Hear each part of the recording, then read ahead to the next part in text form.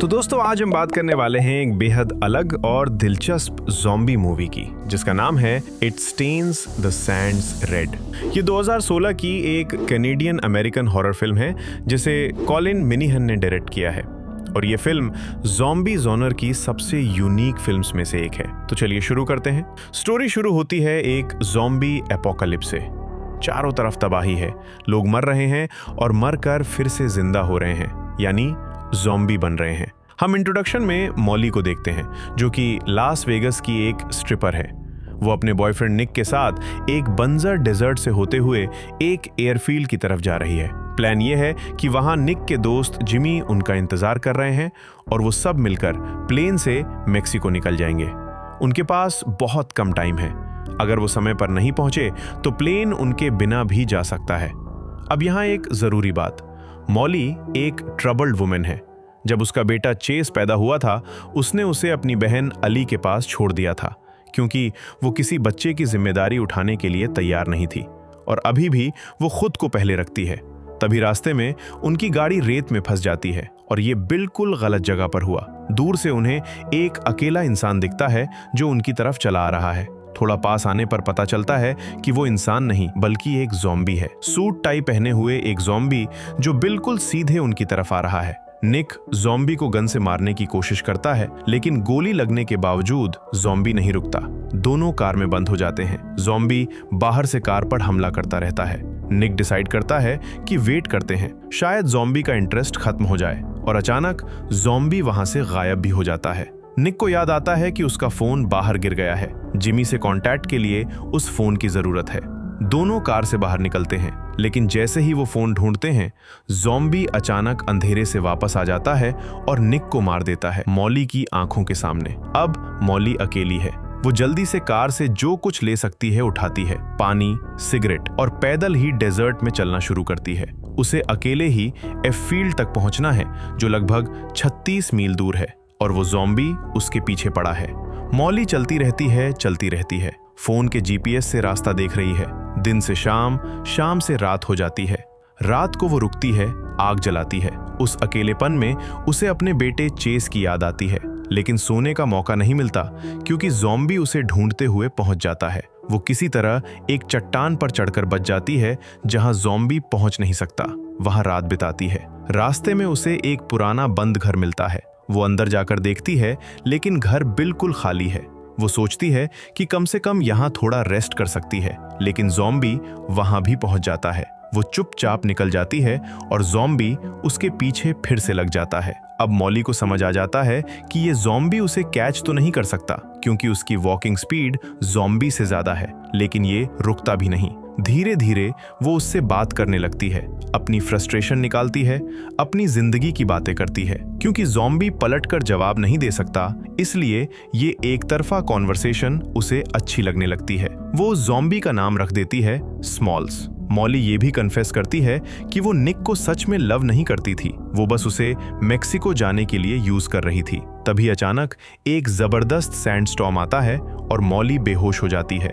होश में आने पर उसे 2 आदमी मिलते हैं, टेड और जेसन। वो उसे पानी देते हैं और अपनी एयर कंडीशन ट्रक में बैठाते हैं, ये कहते हुए कि उसका बैग ढूंढेंगे जो सैंडस्टॉर्म में खो गया था।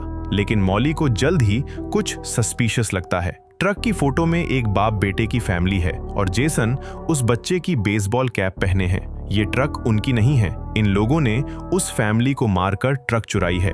मॉली वहां से निकलने की कोशिश करती है लेकिन दोनों उसे एयरफील्ड की लोकेशन बताने पर मजबूर करते हैं। इसके बाद टेड उस पर हमला करता है लेकिन तभी स्मॉल्स वहां आ जाता है और टेड को मार देता है।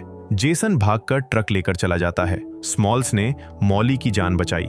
ये वो टर्निंग पॉइंट है जहां मॉली और स्मॉल्स के बीच एक अजीब सी बॉन्ड बन जाती है। उस रात कैंपफायर पर मॉली स्मॉल्स को अपने बेटे चेज के बारे में बताती है। वो कहती है कि उसने और चेज ने टिन कैन टेलीफोन्स बनाए थे बात करने के लिए। उसका कैन अभी भी उसके बैग में है। वो स्मॉल्स के साथ कुछ ग्राउंड रूल सेट करती है, जैसे कि वो उसे नहीं काटेगा, और हैरानी की बात स्मॉल्स मानता है। अगले दिन जब वो दोनों आगे बढ़ रहे होते हैं तो सामने एक सोल्जर्स की कॉन्वॉय आती है। सोल्जर्स को ज़ॉम्बी दिख जाता है। मॉली उसे बचाने के लिए कहती है कि ये उसका हस्बैंड है। सोल्जर्स जाने लगते हैं, लेकिन एक सोल्जर स्मॉल्स के पैर में गोली मार देता है। इससे स्मॉल्स का बैलेंस बिगड़ता है और वो मॉली की उंगली काट लेता है। इन्फेक्शन फैलने से पहले मॉली को एक बड़े पत्थर से अपनी खुद की उंगली काटनी पड़ती है। स्मॉल्स अब बहुत कमजोर हो गया है। मॉली उसे एक इन्फ्लेटेबल राफ्ट में बैठाकर खींचने लगती है, लेकिन वो गिर जाता है। मॉली रियलाइज करती है कि स्मॉल्स अब आगे नहीं जा सकता और वो उसे इस हाल में छोड़ भी नहीं सकती। बहुत दर्दनाक सीन है। मॉली एक पत्थर से स्मॉल्स को हमेशा के लिए खत्म कर देती है। उसके वॉलेट में देखती है। स्मॉल्स भी कभी एक इंसान था, शायद मैरिड था, एक पूरी जिंदगी थी उसकी। आखिरकार मॉली एयरफील्ड तक पहुंच जाती है। जिमी वहां है, लेकिन वो बहुत डरा हुआ है और कोकेन के नशे में है। उसके कुछ साथी ज़ॉम्बी बन चुके हैं और उन्हें एक रूम में बंद कर रखा है। वो प्लेन को तैयार करते हैं और मेक्सिको जाने के लिए निकलने वाले होते हैं, लेकिन मॉली रुक जाती है। मॉली अपनी बहन एली को कॉल करती है, कोई नहीं उठाता। वो बार बार ट्राई करती रहती है। आखिर में कोई उठाता है और वो चेज है, उसका बेटा। चेज बताता है कि वो घर में अकेला कई दिनों से छुपा बैठा है। एली और उसके हस्बैंड ब्लेक से कोई कांटेक्ट नहीं है। मॉली की पूरी प्रायोरिटी अब बदल जाती है। वो प्लेन नहीं जाती, वो वापस अपने बेटे को बचाने जाएगी। एयरफील्ड में एक ज़ॉम्बी के पास कार की चाबी है। मॉली एक एक ज़ॉम्बी को मारते हुए वो चाबी लेती है और एक कन्वर्टेबल कार लेकर वापस लास वेगस की तरफ निकल जाती है।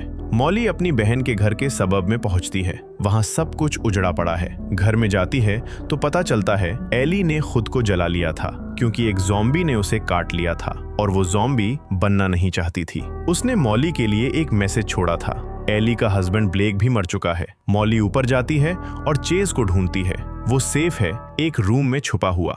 मॉली उसे गले लगाती है और वादा करती है अब वो उसे कभी नहीं छोड़ेगी। जैसे ही वो दोनों घर से निकलने लगते हैं, कई ज़ॉम्बीज घर में घुस आते हैं। मॉली चेज को पीछे करती है, एक बड़ा शवल उठाती है और ज़ॉम्बीज से लड़ते हुए रास्ता बनाती है और यहीं पर मूवी एंड होती है।